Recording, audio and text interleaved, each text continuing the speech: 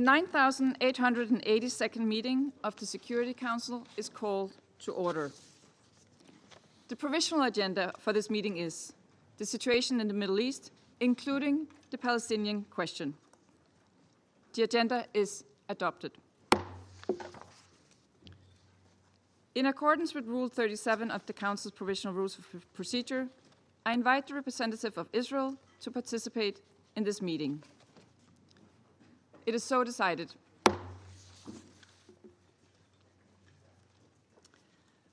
I propose that the Council invite the permanent observer of the Observer State of Palestine to the United Nations to participate in the meeting, in accordance with the Provisional Rules of Procedure and the previous practice in this regard. There being no objection, it is so decided. In accordance with Rule 39 of the Council's Provisional Rules of Procedure, I invite the following briefers to participate in this meeting: Mr. Khaled Khayari, Assistant Secretary General for the Middle East, Asia and Pacific, Departments of Political and Peacebuilding Affairs and Peace Operations, and Mr. Eli Sharabi. It is so decided.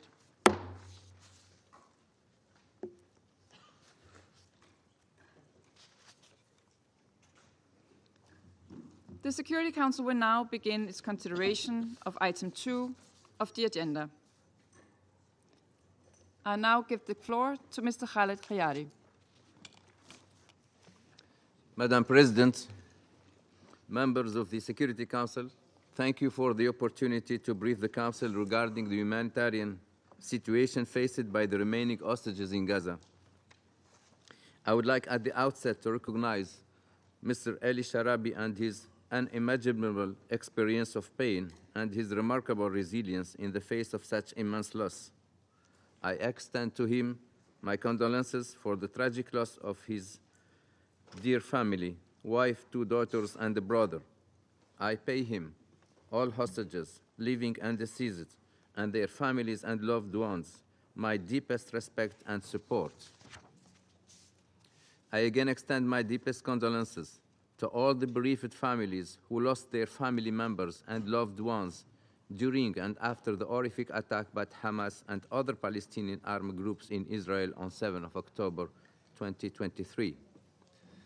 The United Nations continue to unequivocally condemn the appalling acts of terror that took place on 7 October and continued holding of hostages in Gaza. Nothing can justify the intentional killing, torture, sexual violence, and destruction. Entire families murdered, burned in their homes, taken hostage. The events of that horrific day will not be forgotten. The participation in Security Council meeting of surviving hostages and their heart-wrenching testimonies and many months of agony serve as a stark reminder, but also as a crucial symbol of endurance and hope for those still waiting to see their loved ones back home.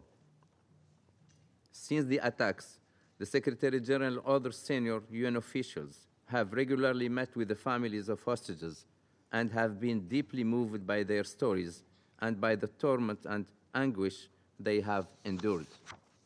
Madam President, the ceasefire and hostages release deal that took effect on 19 January offered a glimmer of hope and respite by reuniting 25 Israeli hostages with their loved ones and returning the remains of 8 deceased hostages who were killed on 7 October or while in captivity to their families. Their release and return were sadly also a moment of great anxiety, as most of the living hostages were paraded in front of crowds, and the coffins of the deceased, including those of 2 young children who were killed in captivity, were displayed publicly by Hamas and other Palestinian armed groups during appalling ceremonies that violated international law. The United Nations has repeatedly condemned the parading of coffins containing the bodies of dead Israeli hostages and public displays accompanying the release of living and deceased hostages, including statements made under duress. As of today, at least 59 hostages, alive and deceased, including Eli's brother body, Yossi Sharabi, are still being held captive by Hamas and other Palestinian armed groups. The testimonies of those released provide terrifying accounts of their captivity, including physical and psychological torture, sexual violence, and deprivation, indicating that those left behind continue to suffer in horrific conditions, exposed to trauma and suffering since their abduction. The hostages must be released immediately and unconditionally.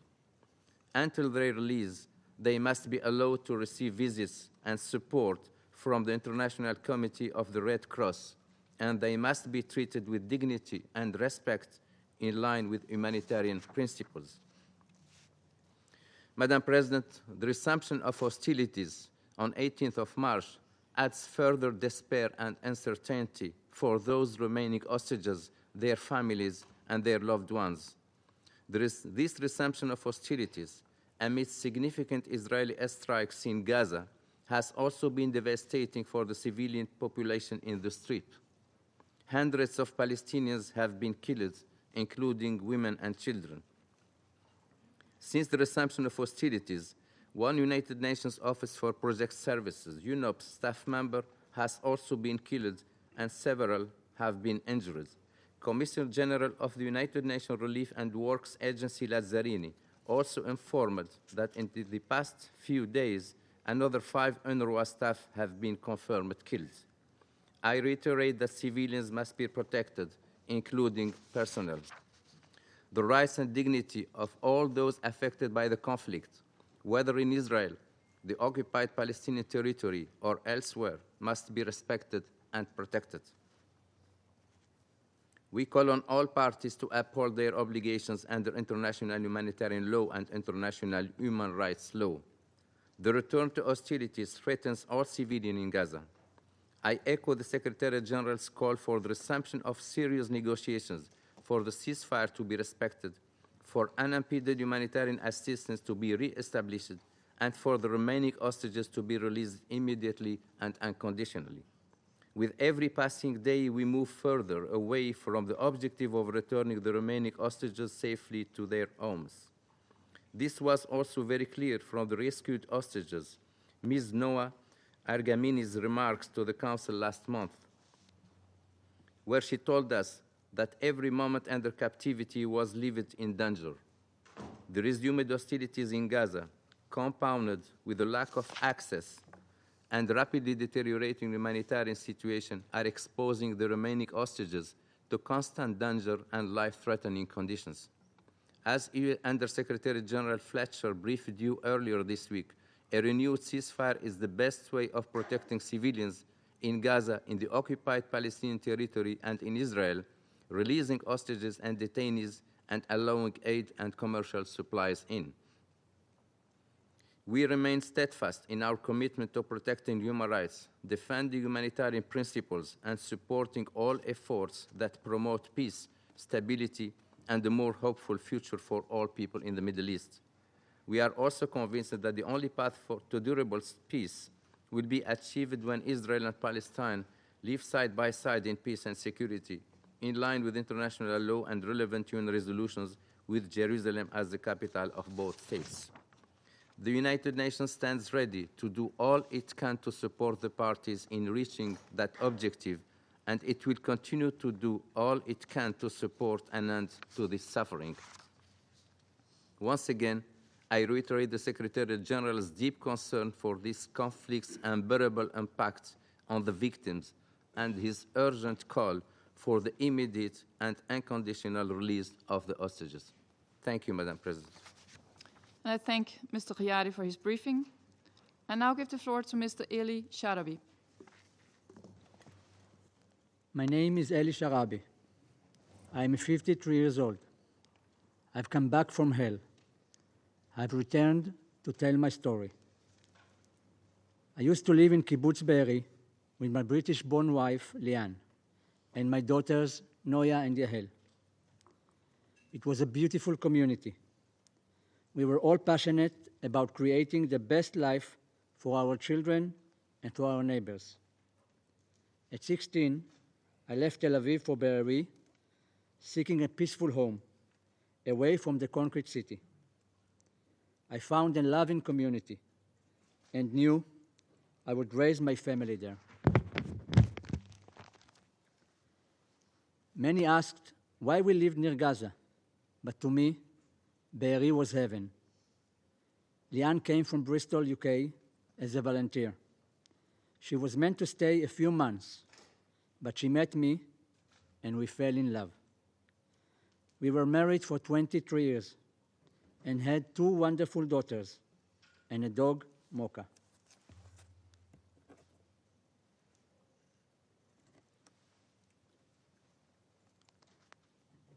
On October 7, my heaven turned to hell. Sirens began. Hamas terrorists invaded, and I was ripped away from my family, never to see them again. For 491 days, I was kept mostly underground in Hamas terror tunnels, chained, starved, beaten, and humiliated. I was held captive in the darkness, isolated from the world by Hamas terrorists. They took pleasure in our suffering. I survived on scraps of food with no medical attention and no mercy. When I was released, I weighed just 44 kilos. I had lost over 30 kilos, nearly half my body weight. For 491 days, I held on to hope. I imagined the life we would rebuild. I dreamed of seeing my family again. Only when I returned home, I learned the truth. My wife and my daughters had been slaughtered by Hamas terrorists on October 7. I'm here today, less than 6 weeks ago after my release, to speak for those still trapped in that nightmare. For my brother Yossi, murdered in Hamas captivity, his body still held hostage. For Alon Oel, still 50 meters underground, I swore to him that I would tell his story. For Hirsch, Ori, Eden, Carmel, Almog and Alexander, murdered in cold blood by their captors. For every hostage still in Hamas' hands, I'm here to tell you the whole truth. On the morning of October 7, at 6:29 a.m., the red alerts began to come through on Liane's phone. I told her not to worry. It will be over soon, I said. Minutes later, we heard that terrorists were infiltrating our community. They were inside the kibbutz. Again, I reassured her, the army will come. They always come. We heard gunfire, screaming, explosions, and then we heard the terrorists at our door. We had no weapons, no way to fight back. Liane and I made a decision we would not resist. We hoped we could save our daughter. The door opened, our dog barked, the terrorist opened fire. Liane and I threw ourselves over our daughters, screaming for the terrorists to stop. Suddenly, 10 terrorists were inside my home. They took our phones. 2 of them grabbed me. They took my wife and daughters to the kitchen. I couldn't see them anymore. I didn't know what was happening to them. I was screaming their names, and they were screaming mine. I told Liane not to be afraid, but this was fear beyond anything I've ever felt. Then I knew I was being taken. As they dragged me out, I called out to my girls, I will be back. I had to believe that. But that was the last time I ever saw them. I didn't know I should have said goodbye forever.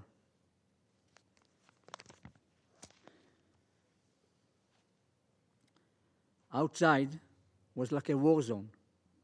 My peaceful home, my slice of heaven, was gone.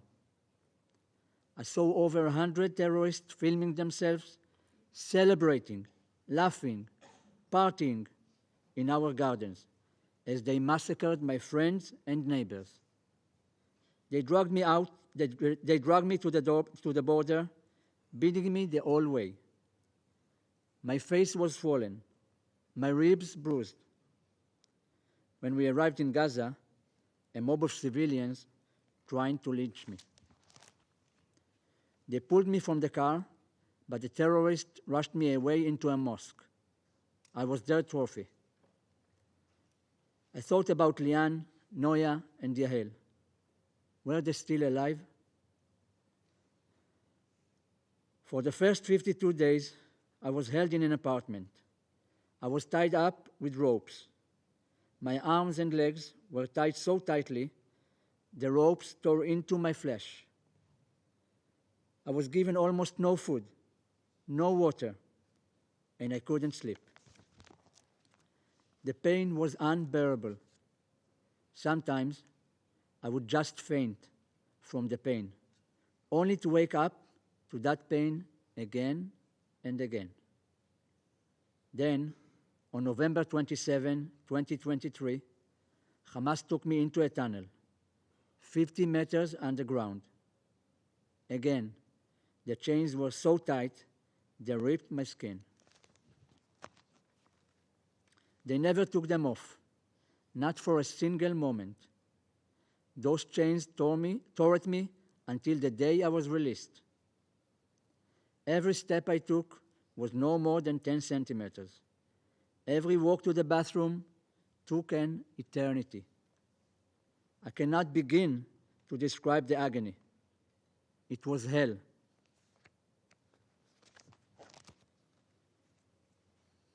I was fed a piece of pita a day, maybe a sip of tea.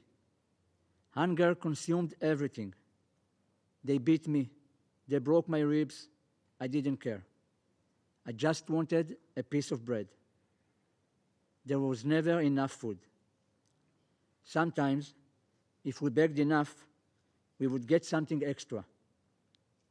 We had to choose an extra piece of pita or a cup of tea. Sometimes they threw us dry dates, and it felt like the greatest gift in the world. We had to beg for food, beg to use the bathroom. Begging was our existence. We strategized over every meal. One day, I cut myself with a razor, just to make them believe I was injured. I collapsed on my way to the bathroom so they would think I was too weak and encourage them to give us more food. It worked. They gave us more food. We survived of those small victories. Do you know what it means to open a refrigerator? It is everything. To be able to reach and take a piece of fruit, an egg, a piece of bread. I dreamt of this simple act every day. For months, we lived like this. I stopped counting the days. Living as a hostage, you don't know how the day will begin, nor how it will end, whether you live or die. At any moment, they could beat you. At any moment, they could kill you. You wake up every day and do not know when you will be able to eat. It could be 12 p.m., 5 p.m., 11 p.m. This would be the only meal we would have. You hope and pray that there will be no surprises with the captors. You think about how desperately you want to shower. We only got one bath a month with half a bucket of cold water. Toothpaste, toilet paper, forget it. Psychological terror was constant. Every day they told us, the world has abandoned you. No one is coming. By the time I met Alon Noel, who is now 24 years old, we had already endured terrible captivity. We relied on each other for survival. Alon is a very talented pianist, and I remember how he would pretend to play the piano on his body to keep himself sane.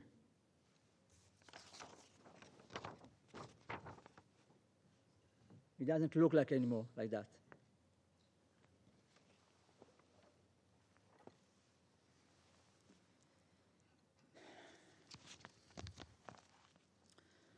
One day, a terrorist took his anger out on me. He stormed in and beat me so badly that he broke my ribs. I couldn't properly breathe for a month. Alon tried to protect me with his own body. You couldn't believe how lucky I felt when Alon told me he had saved one painkiller pill. He gave it to me to get through the night. Alon still has shrapnel in his right eye from the day he was kidnapped. He never received medical care. He never saw the Red Cross. To this day, he is blind in that eye. When I was released, he grabbed onto me, terrified to be left behind. He told me he was happy for me.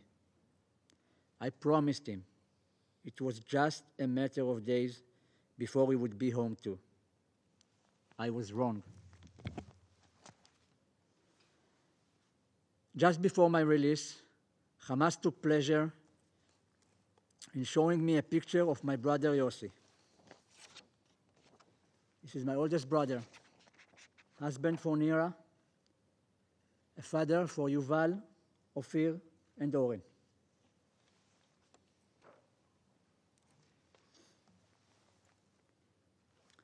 They told me he was dead. It was like they had brought a massive hammer down on me. I refused to believe it. My brother Yossi was all heart. Those with him in captivity told me that he gave his food to others. On February 8, 2025, I was released. I weighed 44 kilograms. This is less than the body weight of my youngest daughter, Yahel. May her memory be blessing. I was a shell of my former self. I still am.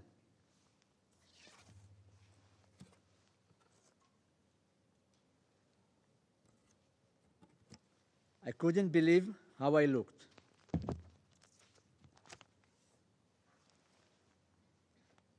I stood at that Sikh Hamas ceremony, surrounded by terrorists and a crowd of so-called uninvolved civilians, hoping my wife and daughters were waiting for me.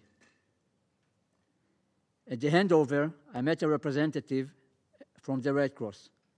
She told me, "Don't worry, you are safe now." Safe? How could I feel safe surrounded by terrorist monsters? Where had the Red Cross been for the past 491 days? Then I arrived home. They told me my mother and sister were waiting for me. I said, "Get me my wife and daughters." And that was when I knew. They were gone.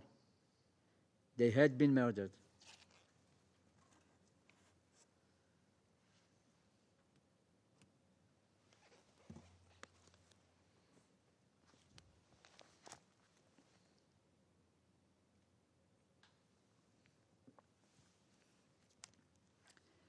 I'm here today because I survived and I prevailed. But that is not enough. Not when Alon Noel is still there. Not when 59 hostages are still there. Right now, Alon is trapped underground, alone, surrounded by terrorists who torment him. He doesn't know if he will ever see his mother, father, his entire beloved family again. I will not leave him behind. I will not leave anyone behind. Their time has almost run out. I'm here before you now to give my testimony and to ask, where was the United Nations?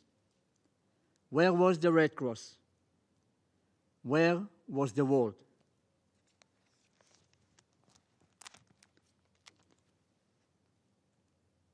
I know that you discuss the humanitarian situation in Gaza very often, but let me tell you, as an eyewitness, I saw what happened to that aid.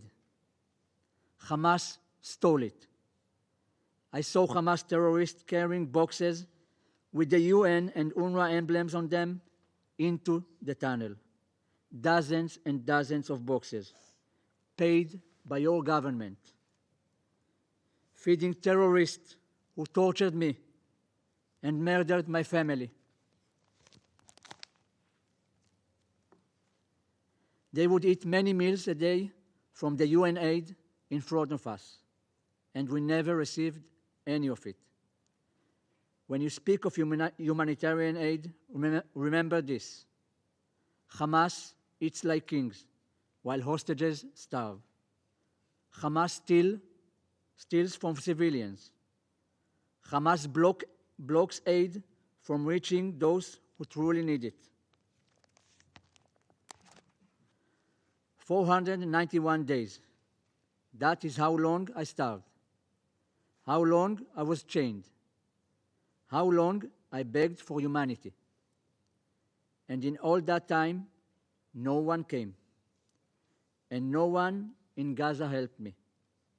No one. The civilians in Gaza saw us suffering. They cheered our kidnappers. They were definitely involved. I was freed less than 6 weeks ago. I met President Trump at the White House and thanked him for securing my release and many others. I appreciate his efforts to free those still held hostage by Hamas. I told him, bring them all home. I met with Prime Minister Starmer at 10 Downing Street. I told him, bring them all home. Now, I'm here before you at the United Nations to say, bring them all home. No more excuses.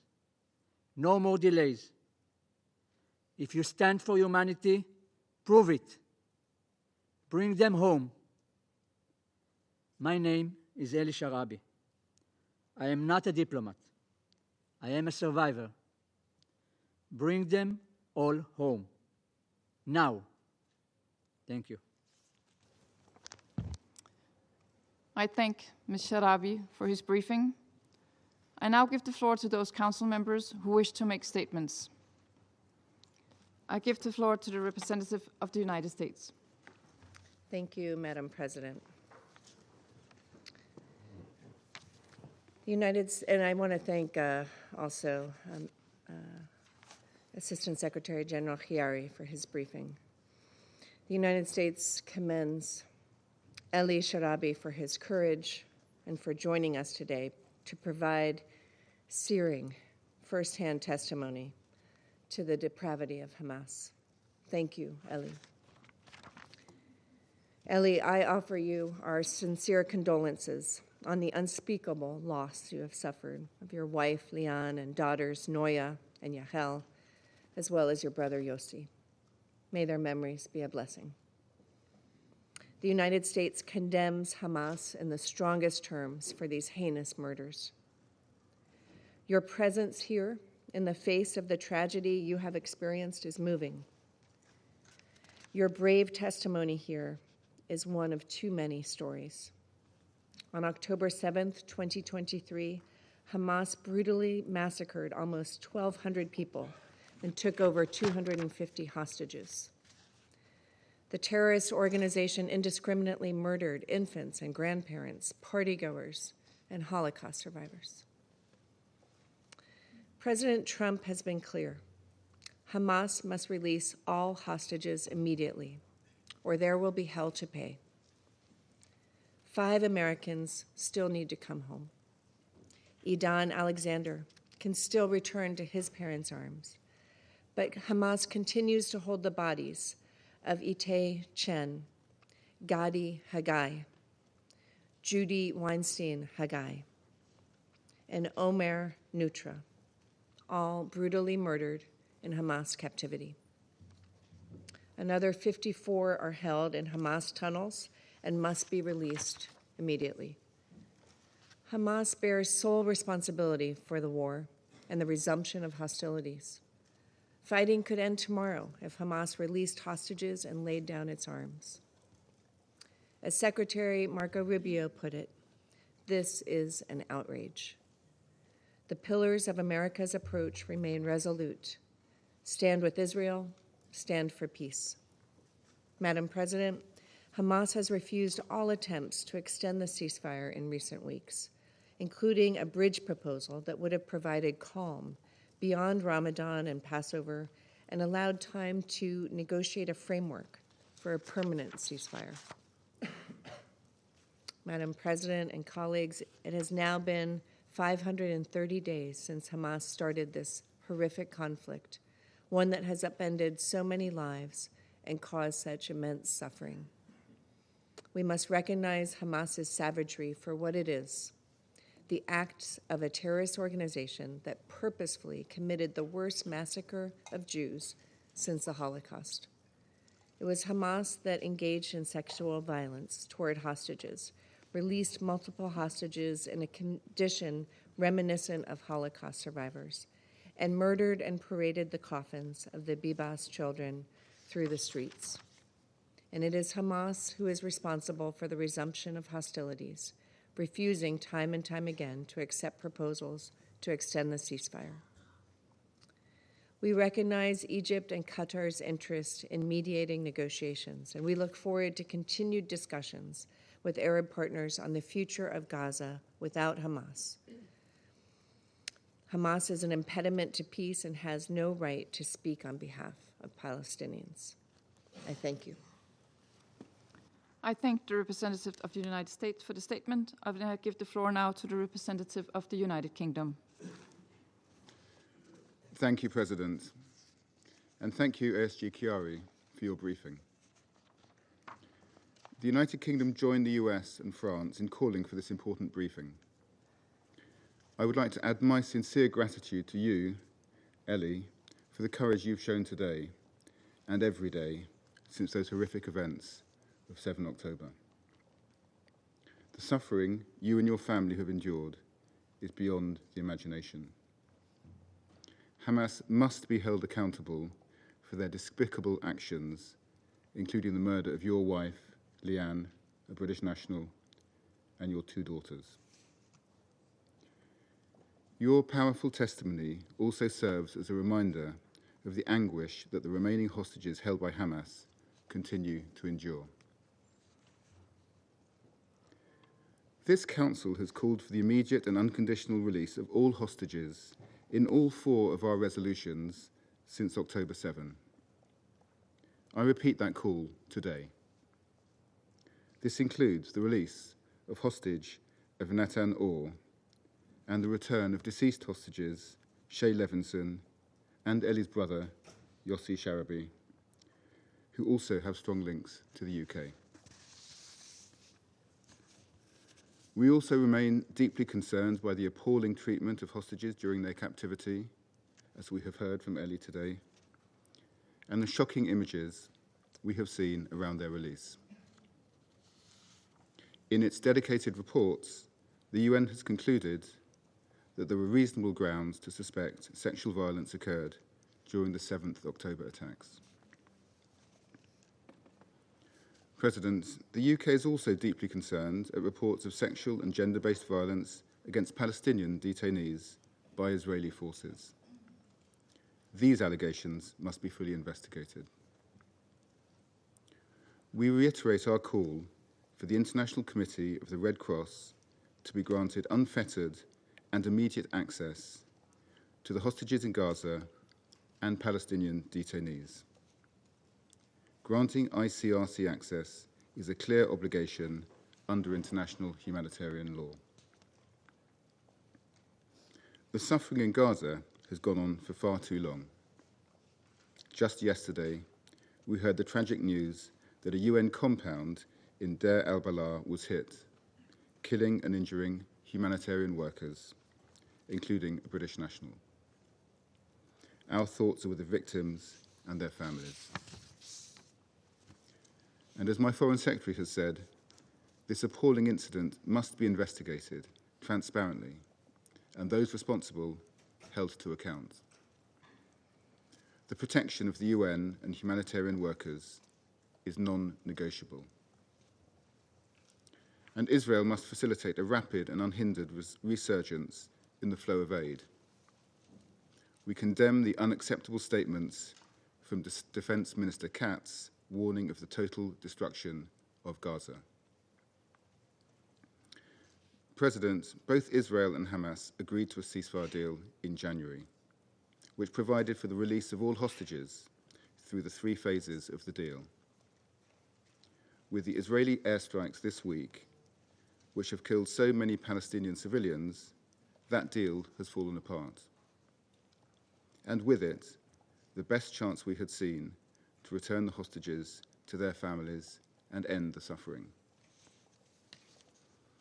We call on the parties to urgently return to this deal, for the sake of the hostages and their families who continue to wait in agony for news of their loved ones, and for the sake of the Palestinians in Gaza, who have already suffered terribly. Diplomacy must be the way forward, not bloodshed. I thank you. I thank the representative of the United Kingdom for the statement. I now give the floor to the representative of France. Merci, Madame la Présidente. Thank you, Madam President. Je remercie tout d'abord Monsieur le Sous-secrétaire général pour son exposé. Et je remercie Monsieur Eli Sharabi pour son témoignage poignant. À Genève, dans mes précédentes fonctions, j'ai eu le triste privilège de rencontrer souvent familles et proches des otages pour exprimer la solidarité de la France et sa détermination à aider à la libération de toutes et tous. Recevez, Monsieur Sharabi, l'expression de ma solidarité et de mon respect au nom de mon pays. Recevez nos condoléances les plus profondes pour la perte que vous avez subie, la perte de celle que vous aimiez. Sachez que nous sommes d'autant plus solidaires que des Français aussi ont été détenus. L'un est revenu, l'autre ne reviendra jamais. Madame la Présidente, jamais nous n'oublierons le traumatisme subi par les otages, leurs familles et le peuple israélien lors des attaques terroristes commises par le Hamas et d'autres groupes terroristes le 7 octobre 2023, attaques qui constituent le pire massacre antisémite depuis la Shoah. Ce Conseil doit aussi les condamner d'une seule voix. Et la France continuera d'agir sans relâche pour la libération de tous les otages. Elle dénonce le calvaire qu'ils ont vécu, qu'ils vivent. Ces otages sont des civils innocents. Ils sont utilisés par le Hamas avec un cynisme et une cruauté confondants. Ils ont été et sont détenus en captivité dans des conditions inhumaines, soumis à des actes de torture qui constituent autant de crimes sans nom. Jamais le Hamas n'a accepté de respecter les lois du droit humanitaire, que ce soit le respect de la dignité des personnes ou simplement l'accès du CICR aux otages comme ils en ont le devoir. Tous les otages doivent être libérés, c'est une priorité absolue. Ils doivent l'être dans la dignité et sans condition. Le Hamas doit mettre un terme au traitement dégradant et humiliant infligé aux otages. La scénarisation de ces libérations, qui s'ajoute au traumatisme déjà subi, renvoie à des heures sombres de l'histoire. La France réitère sa solidarité sans faille avec les otages, leurs familles et leurs proches. Madame la Présidente, nous reconnaissons le droit d'Israël à protéger ses habitants, le devoir d'Israël d'assurer la protection de son pays et de son peuple. Nous reconnaissons le droit d'Israël à se défendre. Nous condamnons une nouvelle fois les récentes attaques à la roquette du Hamas contre Israël et nous condamnons sans aucune forme de restriction le recours du Hamas à la torture, à la violence aveugle. Mais est-ce en infligeant de nouvelles souffrances à la population palestinienne qu'Israël sera plus sûr? La reprise des bombardements israéliens au nom de la libération des otages n'est pas la solution. Au contraire, et la France la condamne. Le blocus humanitaire à nouveau imposé par les autorités israéliennes à Gaza doit cesser. Par ailleurs, la France condamne l'attaque contre un bâtiment des Nations Unies dans la bande de Gaza le 19 mars, qui a causé la mort d'un employé d'UNIROPS et grièvement blessé plusieurs autres. Elle adresse ses condoléances aux proches de la victime et aux Nations Unies. Elle souhaite un prompt rétablissement aux blessés. Toute la lumière doit être faite sur les responsabilités de cet incident très grave. La protection du personnel humanitaire doit être garantie. Au-delà, nous appelons les parties à reprendre le chemin ouvert par l'accord de janvier. Libération sans condition de tous les otages dans la dignité. Reprise immédiate de l'aide humanitaire. Cessez-le-feu. Lancement des négociations de paix. Nous apportons tout notre soutien aux efforts des États-Unis, de l'Égypte, du Qatar, pour que soit retrouvé le chemin du cessez-le-feu. Et seul un règlement politique global du conflit israélo-palestinien permettra aux Israéliens et aux Palestiniens de vivre côte à côte en paix et en sécurité. C'est dans cet esprit que la France prépare avec l'Arabie saoudite une conférence internationale en juin pour la mise en œuvre de la solution des deux États. Elle aura lieu ici à New York. Je vous remercie. The representative of France for the statement, and I give the floor to the representative of Somalia.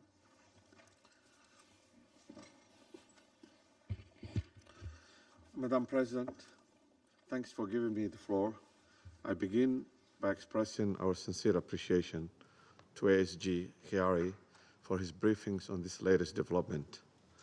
I also listened to Mr. Eli Sharabi's statement and wish to express my sincere condolence to him for the loss of his loved ones.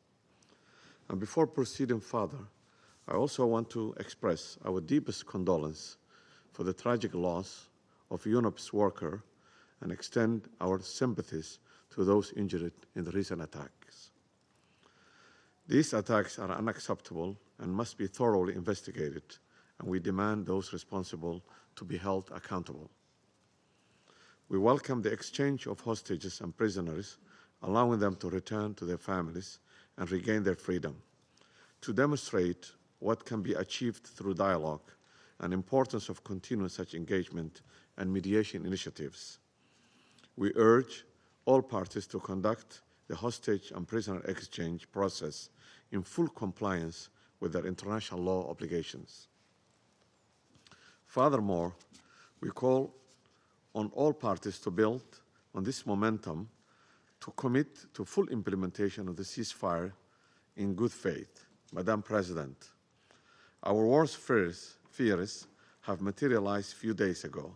The situation in both Gaza and West Bank has deteriorated beyond our gravest concerns. The past 48 hours we witnessed the devastating escalation. Last night, the IDF strike hit multiple homes in the middle of the night, killing and injuring sleeping families, mainly women and children. This follows Tuesday's attack, where many of the casualties remain unaccounted for and still under the ruins of destroyed buildings. These attacks bring more death and destruction to an already traumatized civilian populations. The past 3 weeks have seen a profound rollback of humanitarian progress, with the delivery of aid at the scale effectively ended since March 2nd. Gaza has been cut off from the life-saving supplies, including fuel, food, electricity, and medicine. We must reiterate, Israel, as occupying power, has a clear obligation under the international law to ensure the civilians have access to essential goods and services, including humanitarian assistance. Madam President, as we are all aware, the blockade coincided with the holy month of Ramadan, has worsened an already dire situation in Gaza. Reports indicate only 1 out of 10 people in Gaza have access to clean water, and the only desalination plant have been forced to close due to electricity cut.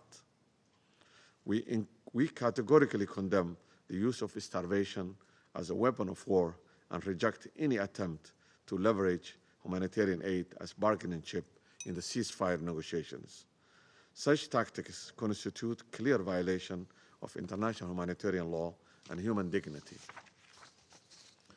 Equally alarming is the escalating violence in the West Bank, including the continued expansion of illegal settlement activities and forced displacement of the Palestinians from their homes.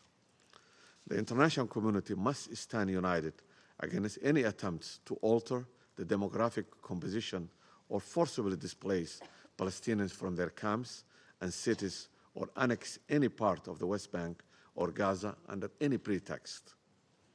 Such actions will constitute a grave violation of international law and amount to ethnic cleansing.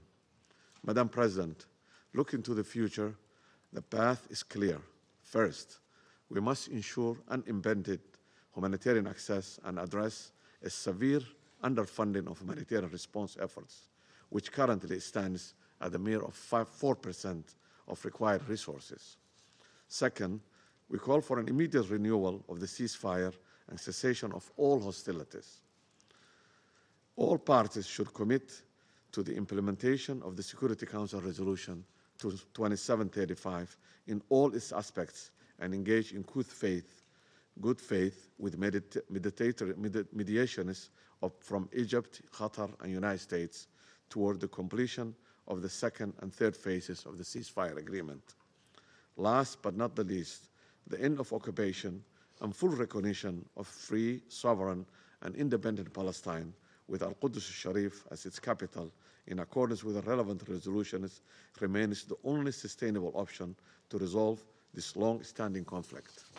Madam President, to conclude, we reaffirm an unwavering commitment to the international law and the principles enshrined in the UN Charter.